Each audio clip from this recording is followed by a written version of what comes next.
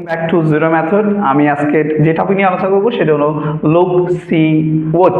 এই তিনোটা অর্থ কিন্তু দেখা, তবে সব দেখা একরকম নয়। আমরা দেখবো এদের পার্থক্যগুলো কি। তো যখন আমরা লুক নিয়ে আলোচনা করবো, ফিক্সড একটা পার্টিকুলার জায়গায় যখন আপনি দেখবেন তখন হবে লুক, মানে যেটা ফ্লেক্সিবল না, যেটা ফিক্সড সেটাকে তো আমরা ইউজ করবো লুক।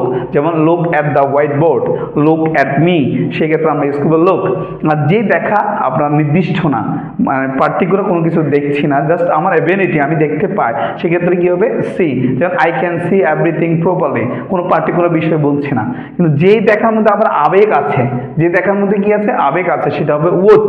যেমন আপনি টিভি দেখছেন, আপনি খেলা দেখছেন, I am watching cricket match, তখন হবে আপনার কি ওয়াচ। কেন?